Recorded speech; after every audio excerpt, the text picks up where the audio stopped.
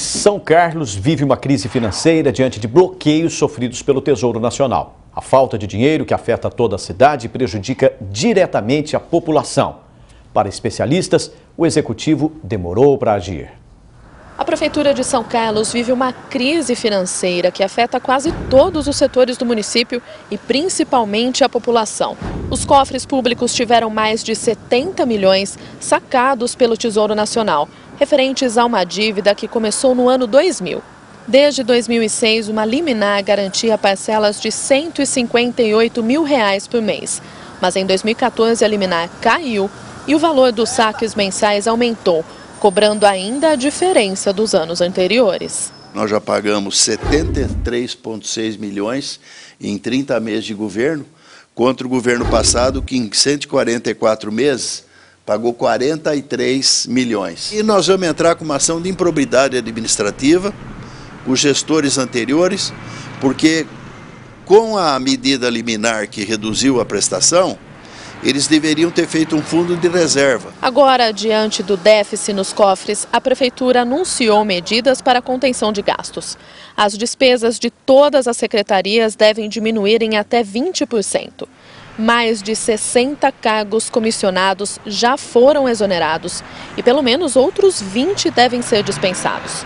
Os que ficaram terão jornada de trabalho reduzida de 8 para 6 horas diárias. Com essas medidas, nós pretendemos economizar em torno de R$ 500 mil por mês, dando daqui até o final do ano em torno de 6 milhões.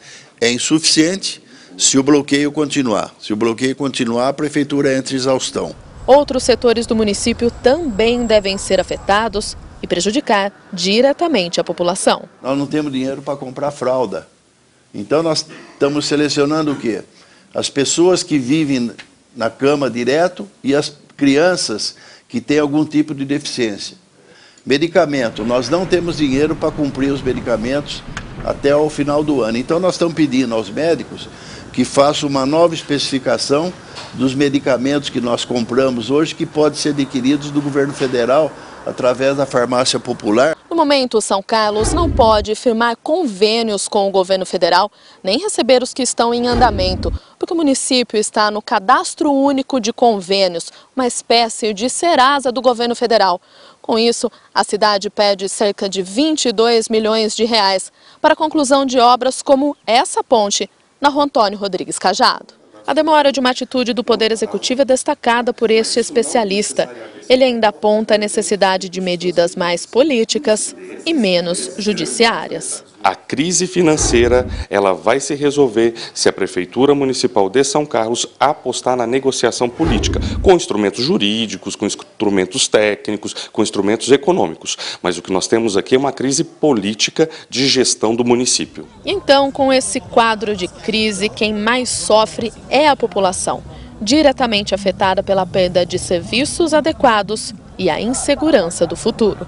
Eu acho que o prefeito teria que ter tomado a providência antes, né? Esperar tudo isso aí acontecer. E agora, como é que nós vamos ficar? A gente fica revoltado, mas a gente, como cidadão, você pouco pode fazer, né? Se a gente não fizer uma revolução aqui em São Carlos, eu não sei o que vai acontecer com São Carlos, não.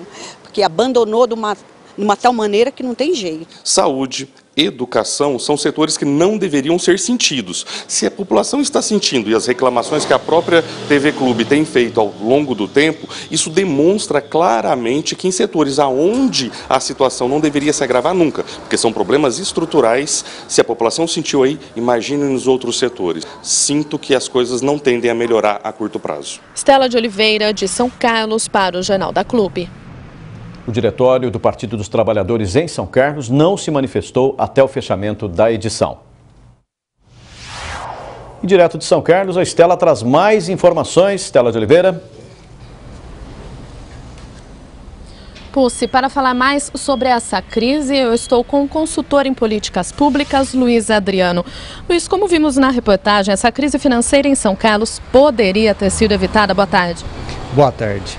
A crise, na verdade, ela poderia ter sido evitada não fazendo um recorte de última administração, porque a administração pública ela é contínua. Ela não tem começo, meio e fim, não tem ciclos de 4 em 4 anos. Então é um processo que deveria ter sido analisado desde há muito tempo, com relação ao que efetivamente poderia ter sido planejado e construído, ao invés de chegar na situação que chegou hoje. Agora, as medidas tomadas para conter os gastos são suficientes? São legais. Elas estão amparadas na Lei de Responsabilidade Fiscal, uma lei complementar 101 de 2000, que reza exatamente o que a administração está tentando fazer. São cortes necessários para poder haver recuperação, pelo menos dentro de um prazo ideal, para que possa colocar as contas em dia. E a situação financeira do município pode ficar ainda pior? Se não for suspensa, continuar tendo esse sangramento, vamos dizer assim, direto no fundo de participação dos municípios, a situação pode se complicar porque a coisa vai se arrastando e começa a comprometer uma situação, a governabilidade da cidade, nos aspectos que foi planejado para acontecer durante o ano. E serviços básicos estão sendo afetados, como a população pode exigir os seus direitos? Na verdade, a população ela tem que estar sempre presente, né? Não apenas exigir direito na hora que esse o falta. Os direitos eles devem ser cobrados constantemente ao longo do tempo. Uma sociedade civil organizada é capaz de estar presente junto à administração, fazendo as cobranças de acordo com as necessidades primárias, né? Então, nesse momento, vai ter que recorrer em algumas situações de programas que já existem. Luiz, obrigada pela sua participação aqui no Jornal da Clube. E daqui a pouco eu volto com outras informações ao vivo aqui de São Carlos. Pucci.